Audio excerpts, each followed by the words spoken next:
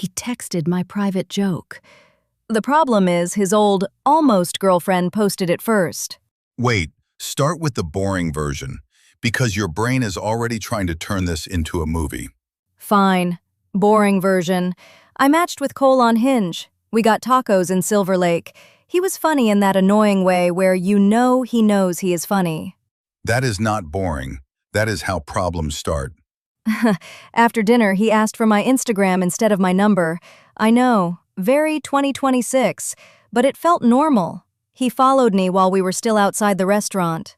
And then you posted something for him to notice. I posted a story the next morning, just coffee, my laptop, and the song sticker from the track playing at the taco place. Under it I wrote, "Blue Fairy Guy wins again." Blue Fairy Guy.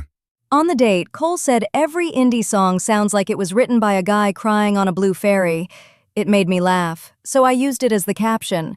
It was a private joke, but public enough that someone could see it. First clue?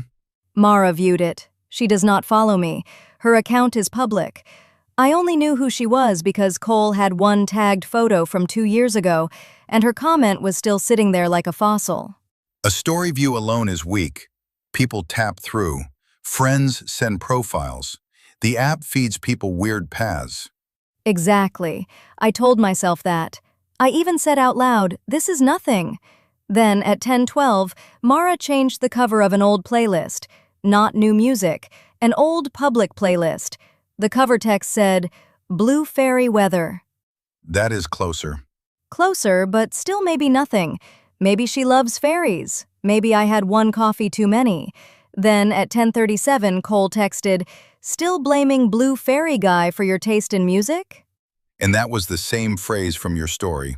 Not the exact phrase. That is what made it worse. It was not copy-paste.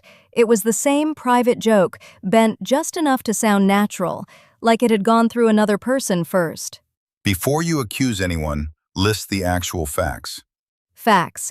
I posted a story at 9:48. Mara viewed it before 10. At 10:12, she changed a public playlist cover with the fairy phrase. At 10:37, Cole texted me a version of the joke. Unknowns. Unknown if Cole saw the story first. Unknown if Mara messaged him. Unknown if he and Mara still talk. Unknown if the playlist was meant for me or just for him or for nobody.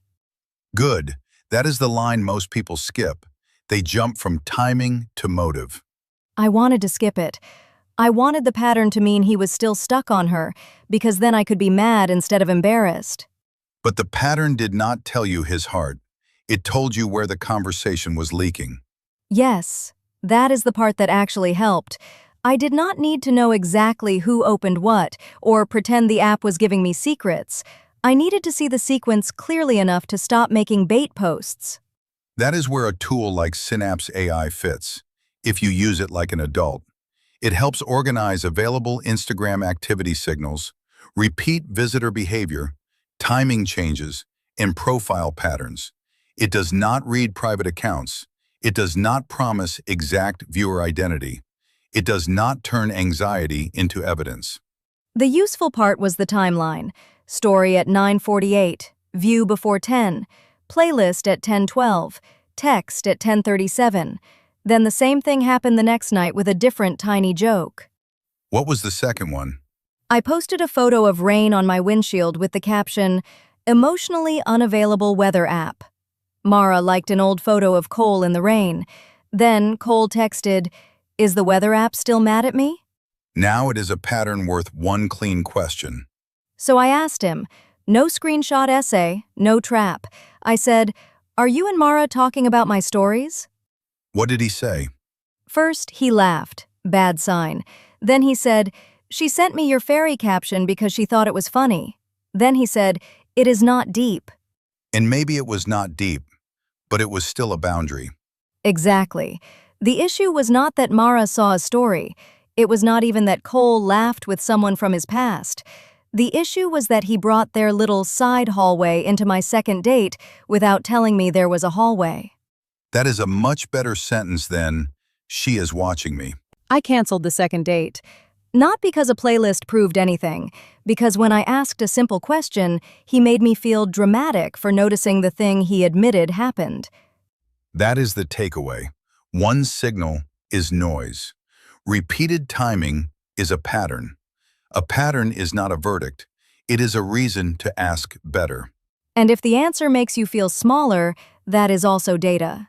If you want to read the quieter pattern layer behind your IG profile signals, explore Synapse AI.